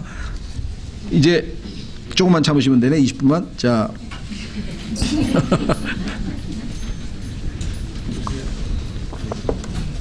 밑으로 내려갑니다. 내가 생각하건대 현 시대의 고난들은 앞으로 우리 안에 나타날 영광과 좋게 비교할 수 없도다. 창조물이 간절히 기대하며 기다리는 바는 하나님의 아들들이 나타나는 것이니라. 예수 그리스도 하나님의 아들이 여러분과 제 안에 지금 내주하고 계신데, 이분은 골로새서 1장 27절에 따르면 우리의 영광의 소망이신데, 영광스럽게 예수님께서 공중에서 우리를 데리러 오시는 휴거 때 우리도 우리 안에 계신 예수님의 능력으로, 부활의 권능으로 올라가서 내 안에 계신 예수님과 오시는 예수님이 만나서, 신비스럽죠? 예, 그렇게 해서 하나님의 아들들이, 내 안에 있는 하나님의 아들, 여러분들 안에 있는 하나님의 아들들이 동시에 다 나타나는 날, 예수 그리스도의 재림하시는 그날, 이 땅에 있는 모든 산, 바다, 강, 오염, 신음된 모든 이 자연 환경들이 다 저주에서 풀려서 그들도 참 자유에 이르게 된다. 그러니까 지금 무슨 뭐 땅을 뭐 고치자, 무슨 뭐 환경 운동을 할 필요가 없어요. 왜?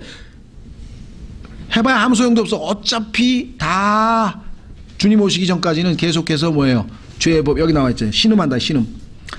20절, 창조물이 헛된 것에 복종하게 된 것은, 자, 지금 뭐 온 산하가, 온 우주가 다 창조물의 헛된, 그 허황된 죄의 법에 묶여서 지금 다 뭐 사막화 현상도 일어나고, 오염도 일어나고, 뭐 공기는 더러워지고, 빙하는 다 줄어들고, 온난화 환경은 일어나고, 오존은 뭐 두꺼워지고, 뭐 피부암은 드러나고, 이게 다 난리법석입니다. 왜? 이게 죄가 지금 관영해. 죄가 없어져야 돼요, 죄. 자진해서 된 것이 아니요, 창세기 3장에서 저주받아서 그랬지 자진해서 된 게 아니지. 소망 중에 바로 그것을 복종하게 하신 분으로. 근데 소망이야. 왜? 하나님의 아들이 예수님과 더불어 딱 나타나는 순간 이 모든 저주가 동시에 다 풀리게 되니까. 그러니까 환경운동을 따로 할 필요가 없는 거죠. 21절, 이는 창조물 자신도 썩음의 속박에서 해방되어 하나님의 자녀들의 영광스러운 자유에 이르게 되실 것이기 때문이다. 지금같이 오염된 지구가 아닌 창세기 1장에서 아담에게 처음 주셨던 그 엄청난 오리지널 원조 지구를 우리가 맛보게 된다. 어마어마하죠, 그렇죠? 예. 22절, 또 온 창조 세계가 지금까지 함께 신음하며 고통 중에 상고를 치르는 줄을 아나니. 자, 세 가지 신음이 나오네요. 첫 번째, 그들뿐 아니라 우리 자신 곧 성령의 첫 열매를 소유한 우리까지도 속으로 신음하며. 왜 신음합니까? 우리 안에, 내 육체 안에 죄가 거하고 있어서 항상 나를 호시탐탐 노리고 있어가지고 또 넘어졌어. 주여, 비참한 사람이구나. 밤낮 신음하고 있어. 그렇죠? 그 기도는, 진짜 기도는요, 아멘 할렐루야 이게 아니고, 주여, 나 같은 죄, 주여, 이게 진짜 기도예요. 여기 이해가 되세요? 왜 신음하면서 기도하는지? 자, 여기 나와 있네요. 우리까지도 속으로 신음하. 성령이 계신데도 속으로 신음해야 돼. 육체가 지금 아직도 있어가지고. 양자 삼으심 곧 우리 몸의 구속을 기다림은 우리. 자, 그러면 신음하는 게 누가 신음합니까? 자연세계, 창조물이 세계 신음하고 있고, 성령의 열매 받은 우리 그리스도인들까지도 신음하고 있고, 그 다음에 이제 누가 신음하나 보세요. 밑으로 갑니다. 몸의 구속은, 아직 몸은 구속 안 받았다고 말씀드렸어요. 우리가 소망으로 구원을 받았기 때문이라. 이 소망이 이루어집니다. 우리 몸도 영광스러운 주님의 몸으로 바뀝니다. 그러나 보이는 소망은 소망이 아니니 어찌하여 사람이 보는 것을 여전히 바라리요. 아직 안 보이죠. 그래서 믿음으로 사는 거죠. 그러나 우리가 보지 못하는 것을 우리가 바라면 인내로 그것을 기다리느니라.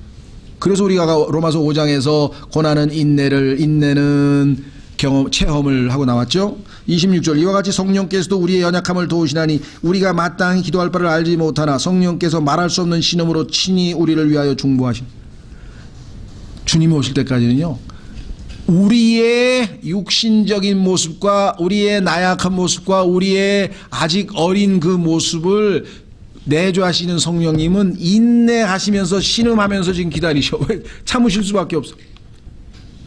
그래서 바울도 그래. 야, 너 지금 시간이 지금 구원받은 지가 10년이 넘었는데 아직도 젖을 먹고 있냐? 세상 애들이 10살짜리 젖 먹는 거 봤어. 너는 근데 아직도 젖을 먹. 바울이 여러 번 얘기해. 왜? 그래서 성령님께서 신음할 수밖에 없지. 얘가 지금 구원받은 지가 10년이 됐는데 아직도 엄마 젖을 먹고 있네. 젖을 떼야 하나님의 말씀을 배울 수 있다고 이사야서에도 썼는데, 하나님의 말씀을 잘 먹고 자라야 점점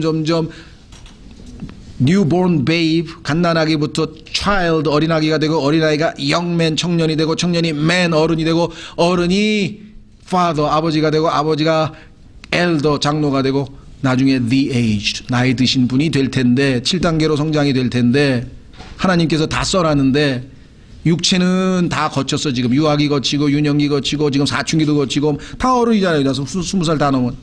육체는 잘 착착착착 성장하는데 왜? 잘 먹으니까. 삼시세끼 다 안 빠지고 다 먹었잖아요. 여태까지 30년 40년 50년 다 잘 먹었죠. 왜 하나님의 말씀은 안 먹어가지고 안 자라나냐 이게. 영적인 양식은 안 먹어가지고 안 자라나냐. 먹었어요. 그렇게 먹기는 먹었는데 입에서는 달죠. 먹기는 먹었는데 소화가 안 되면 배에서는 쓰다 그랬잖아요. 실천을 안 하면, 순종을 안 해서 말씀이 내 것으로 소화가 안 되면 먹으나 마나요. 그렇죠. 그러니까 먹기는 30년 먹은 것 같은데 소화된 거는 몇 %냐 이게 지금. 이 영적인 세계에서의 아주 이 딜레마. 자, 다시 돌아오시면 인내로 기다리느냐. 26절, 이와 같이 성령께서도 우리의 연약함을 도우시나니 우리가 마땅히 기도할 바를 알지 못하나. 이것이 여러분과 저에게는 엄청난 위로입니다. 내 안에 들어오신 성령님께서요, 여러분과 제가 하는 기도도 다 관리하고 계세요. 그래서 어떤, 그래서 내가 응답을 못 받았구나. 왜? 하늘로 하나님께 기도했는데 성령님께서 다 카트해버렸어. 야, 그런 육신적인 기도를 왜 해? 이거 빼, 다 빼. 100개 했는데 1개밖에 안 올라갔어. 하나님 앞에. 하나님은 기도를 1개 하신 줄 알아. 왜? 성령님이 다 걸러내버렸어. 여기 써 있잖아요. 그러니까 하나님의 뜻대로 기도하라 그랬죠. 그렇죠. 보세요. 여기 써 있잖아요. 26절, 이와 같이 성령께서도 우리의 연약함을 도우시나니 우리가 마땅히 기도할 바를 알지 못하나 성령께서 말로 할 수 없는 신음으로 친히 우리를 위해 중보하시느니라. 마음을 살피시는 분께서 성령의 생각이 무엇인지 아시나니 이는 그분께서 하나님의 뜻대로 성도를 위해 중보하시기 때문이라. 오늘 누구누구가 기도를 10개를 했는데 제가 보니까 9개는 안 해도 되는 기도를 한 것 같습니다. 그래서 제가 1개 모아놨다가 2개 모아놨다 한 5개 차면 그때 이제 하나님께 알려드리겠습니다. 어떻게 진행되는지 모르지만 얼마나 많은 기도가 성경에 써 있잖아요. 여기 우리는 마땅히 기도할 게 무엇인지를 몰라. 하나님이 뭘 기뻐하시는지를 몰라. 기도라고 하는 것은 prayer, 간구, 내가 필요한 것을 해주세요라고 하는 그 간구도 포함되지만 하나님과의 대화를 통해서 하나님의 뜻을 헤아리고, 그래서 하나님의 생각에 내 생각을 맞추기 위해서 나를 자꾸 버리고 고치고 하는 게 기도예요. 그러고 나중에 다 가서 마지막에 하나님 이제 필요한 거 말씀드리겠습니다 그랬더니 필요한 게 없네요. 넉넉하네요. 아멘. 제대로 된 기도 가면 나중에 간구할 게 별로 없어. 왜? 다 알고 계시고 다 알아서 먼저 해주셨는데 뭘 간구를 해. 그렇죠. 그런데 앞에 거 싹 빼고 1번, 2번, 3번 리스트만 쫙, 이거 해주세요, 이거 해주세요, 이거 해주세요, 이거 해주세요, 이거 해주세요, 이거 해주세요. 그렇죠.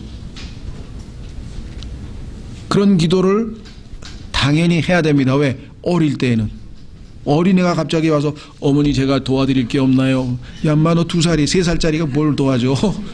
뭐가 필요하니? 저는 필요한 게 아무것도 없습니다. 너무 조숙했구나. 이게 달라 그래야지. 그래서 한 5년 동안은 기도 응답이 잘 됩니다. 기도만 하면 응답 받는데 어느 정도 훈련되면 응답해 주셔도 감사하고 응답을 안 해주셔도 이게 다른 방식의 응답이네가 알아차려서 안 하고. 응답을 안 해주신다는 뜻은 아닙니다. 간구도 하라 그랬어요. 필요한 거 다 얘기하는 거예요. 하나님께. 어떤 분은 하나님 제가 초코파이를 조금 전에 하나 먹었는데요. 너무 기쁨으로 먹었는데요. 2개를 먹으려고 그러니까 이게 하나님이 기뻐하실까 걱정이 되는데 이거 하나 더 먹어도 되겠습니까? 이렇게 기도를 했대요.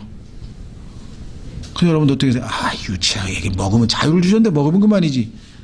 그렇게 생각하세요? 아니면 별걸 다 기도하네 그렇게 생각하세요? 이분은요 아무리 작은 거라도 다 하나님과 상의하고 하고 싶어하는 마음이 있는 분이에요. 상의 안 해도 되는데 하나님이 기특히 뭐 그런 거는 상의 안 해도 되는데 그래서 저는 하나님 의견을 묻고 싶어요. 예? 자, 그래서 기도하는 법도 가르쳐 주신다. 신음으로 우리 친유리를 중보하시느니라. 28절 우리가 알거니와 하나님을 사랑하는 자들 곧 그분의 목적에 따라 부르심을 받은 자들에게는 모든 것이 합력하여 선을 이루느니라. 그랬더니 여기를 또 하나님의 사랑하는 자들이 헌신하고 희생하고 봉사하고 죽도록 막 기도하고 이런 사람들만 하나님을 사랑하는 사람들이고 느슨하게 왔다 갔다 하는 사람은 하나님을 사랑하는 사람이 아니래. 또 이렇게 갖다 붙이면 또 성경에서 하나님을 사랑하는 자들 그들이 누구예요? 그 목적에 따라 부르심 받은 자들은 다 하나님을 사랑하는 자들이에요. 적어도 여러분과 저는 그렇죠? 보이지 않지만 예수 그리스도를 사랑하기 때문에 하나님의 말씀도 읽고 기도도 하고 우리의 사랑의 표현이 물론 입으로 하나님께 고백도 하고 다양한 형태로 하죠. 예수 그리스도를 믿었다는 것 자체가 하나님을 사랑한다는 반증이죠. 내려옵니다. 28절에 곧 그분의 목적에 따라 부르심을 받은 자들에게는 모든 것이 합력하여 선을 이루느니라. 이것을 또 은사주의 등등등 기복신앙을 가지신 분들은 어떻게 해석하느냐. 그래 지금은 내가 이제 뭐 돈도 없고 아무것도 없어 그렇지만 조금만 있어봐 와, 완전하게 합력해서 선을 이뤄가지고 내가 이제 부자가 된다. 그거는 자기가 생각하는 선이지. 이해가 되시겠죠? 이게 만사형통된다는 얘기가 아니에요. 하나님이 원하시는 알고 생각하시는 선은 딱 하나뿐이야. 누구예요? 예수 그리스도야. 그래서 뭐라 그랬습니까? 선하신 분은 하나님 한 분뿐이야. 그런데 그 선하신 하나님 보시기에 굿, 참 좋다라고 하는 것은 자신의 아들이야. 그래서 그 하나님의 아들의 형상대로 우리를 만드는 것이 하나님에게 굿, 선이야. 그래서 29절에 바로 그 일을 위해서 우리를 모든 것, 불행이든 괴로움이든 고통이든 즐거움이든 모든 것이 다 궁극적으로는 나를 하나님의 아들의 형상으로 만드는 그 일에 쓰임받게끔 하나님이 다 배정을 하신다. 그런 의미죠. 그렇죠?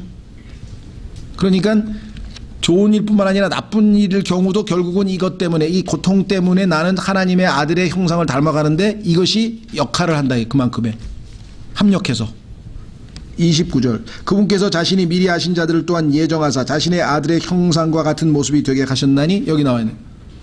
그러니까 예정은 누구를 했느냐, 목적이 뭐냐, 우리를 예수 그리스도의 모습으로 만드는 것이 예정이야. 그러니까 구원받은 사람은 100% 다 예수님과 똑같이 된다. 이게 예정이지. 구원 안 받은 사람이 지옥 가기로 예정되어 있다. 하늘나라 가기로 예정되어 있다. 그런 말은 성경에 눈을 씻고 찾아봐도 단 한 구절도 없어요.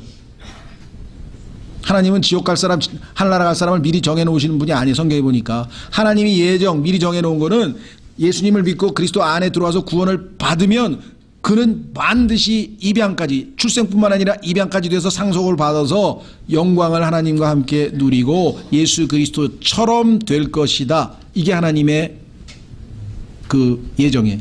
다시 돌아옵니다. 30절 그뿐만 아니라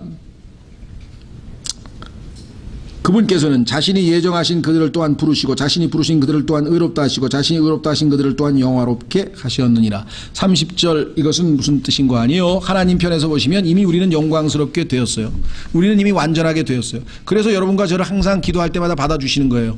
우리가 지금의 우리의 상태를 보면 하나님이 우리를 받아주실 수 있는 상태가 아닌데 예수 그리스도로 옷 입었기 때문에 예수님을 믿는 순간 우리의 외모는 바깥은 완전히 예수 그리스도로 옷 입은 채로 완전한 의를 하나님께서 보시기 때문에 우리를 항상 받아주시는 거예요. 그렇죠? 그런데 하나님은 과거 현재 미래가 없어요. 하나님은 십자가에서 다 이루었다는 순간에 다 이루었어요. 정말 우리가 영광스러운 게까지 아들의 영광스러운 모습까지 다 된 것을 미리 다 하나님은 보고 계셔. 다만 우리 쪽에서 그것을 향해서 한 걸음씩 한 걸음씩 가는 거예요. 그래서 이상하네요. 제가 아는 바로는 나는 과거에 의롭게 되었고 현재 거룩하게 되어가고 있으며 미래에 영광스럽게 될 것이다. 저는 이렇게 배웠는데요. 90% 그래도 건전한 교회에서 이렇게 가르칩니다. 이렇게만 가르쳐도 잘 가르치는 거예요. 맞는 말이에요. 그런데 성경에 따르면 나는 예수님을 믿는 순간에 의롭게 되었고 거룩하게 되었고 영광스럽게 되었고 그 다음에 그런데 하나님 보시기에 내 쪽에서는 이제 의롭게 사는 법을 하나님의 은혜를 통해서 배워서 점점 의롭게 되어가고 점점 거룩하게 되어가고 점점 영광스럽게 되어가고 그래서 이 내 쪽에서부터 목표를 향해서 진행하는 방향을 가르치고 있는 책이 히브리서예요. 그래서 히브리서는 완전함을 향해 나아가자. 그런데 히브리서 중간에 보면 너희는 완전하게 되었느니라. 성경에 하나님이 보시는 관점과 인간이 보는 관점을 잘 모르면 성경이 모순이 되는 거죠. 이런 구절이 한두 구절이 아니에요. 무슨 말이 되겠어요?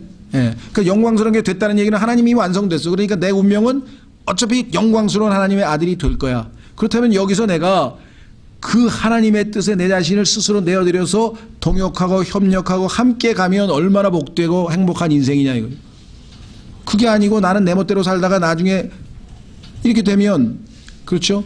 하나님을 협력하고 도와드린 사람은 상급을 받고 그렇지 못한 사람은 하나님의 긍휼로 하늘나라는 가서 영광스러운 모습을 갖기는 같지만 아무런 보상, 상급이 없잖아요. 그 차이가 있죠. 자, 마지막 31절서부터 39절까지는 구원의 영원한 보장인데 왜 이 30절에서 모든 게 끝났는데 영광스럽게 하셨다 이게 다 끝났는데 왜 이것을 썼을까? 그것은 바로 마지막 최종적인 그곳까지 가는 데는 18절에 보니까 고난들이 기다리고 있다고 그랬죠. 현 시대의 고난들, 신음, 고난, 고통, 마귀의 공격, 그렇죠? 이런 모든 것들이 도사리고 있는 상황에서 하나님께서는 절대 안심하라게 끝까지 내가 완전히 보장할 때 중간에 의심하거나 중간에 낙심하지 말고 넘어지면 다시 일어나서, 그렇죠? 계속해서 꾸준히 갈 길을 가야지 중간에 낙심 포기하고 이럴까봐 하나님께서는 영원히 하나님의 사랑에서 끊을 수 있는 것은 이 세상에 그 어떠한 것도 없다. 그래서 우리에게 확신을 주시는 거예요. 그래서 로마서 8장 31절서부터 39절까지를 붙들고 있는 사람은 아무리 최악의 절망 상태에 가서도 막 행동하지 않는다. 자, 확인하고 마치겠습니다. 31절. 그런즉 이 일들에 대해서 우리가 무슨 말을 하리요? 만일 하나님께서 우리를 위하시면 누가 우리를 대적하리요? 대적할 자가 없는 것 같죠? 있습니다. 죄가 대적하고 마귀가 대적하고 세상이 대적하고요. 자신의 아들을 아끼지 아니하시고 우리 모두를 위해 그분을 내어주신 분께서, 아들까지 주신 분이 이 신앙생활을 하는 과정에서 무엇을 안 주시겠는가? 어찌 그 아들과 함께 또한 모든 것을 우리에게 값없이 주지 아니하시겠느냐? 얼마든지 기도하라 이게 다 준다. 33절. 누가 하나님께서 선택하신 자들을 무슨 일로 고소하리요? 마귀가 고소하죠? 성경에 보니까 욥도 고소했죠. 마귀가. 의롭다 하시는 분은 하나님이시니, 근데 하나님이 벌써 의롭다고 법적으로 칭의 선포를 했으니까 마귀의 고소가 아무 의미가 없죠. 34절. 누가 정죄하리요? 정죄도 못해. 왜? 죽으신 분은 그리스도시요 참으로 다시 일어나신 분도 그리스도시니. 그리스도가 다 정죄받았는데 내가 왜 정죄를 받아? 그분께서는 바로 하나님의 오른편에 계시며 또한 우리를 위해 중보하시느니라. 이 하나님께서 우리의 변호자가 되셔서 하나님 보좌 우편에 앉아 계신데 무엇을 두려워하랴? 이 대제사장은 은혜의 왕좌에서 항상 우리에게 긍휼과 필요한 때에 도우시는 은혜를 주시기 위해서 언제든지 담대히 믿음으로 예수님의 피를 의지해서 나오기를 기다리고 계신다. 35절. 누가 우리를 그리스도의 사랑에서 떼어 놓으리요? 자, 여기 보시면요, 여기 나와 있는 열거하고 있는 것은요, 바울이 이 로마서를 기록할 때 당시에 겪고 있었던 고통들이에요. 그 당시 바울이 현재 겪고 있었던 고통들이 거기 기록되어 있어요. 환난이나 공경이나 핍박이나 기근이나 벌거벗음이나 위험이나 칼이랴. 이런 것을 절대로 이런 것들마저도 사랑을 끌 수가 없다. 우리를 하나님의 사랑에서.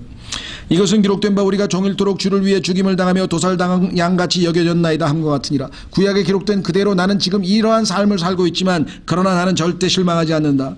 아니라 이 모든 것 가운데서 우리는 우리를 사랑하신 그분을 통해 정복자들보다 더 나은 자니라. 우리 안에 계신 성령님께서는 35절에 나와 있는 환난, 공경, 핍박, 기근, 벌거벗음, 위험, 칼을 정복하고도 남고 남는다. 정복자 그 이상이다. 우리의 신분이 얼마나 놀라운 것인지 아시겠죠?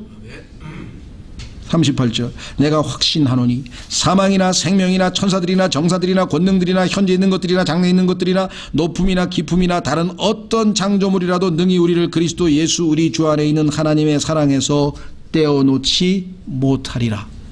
더 이상의 무슨 말이 필요하겠습니까?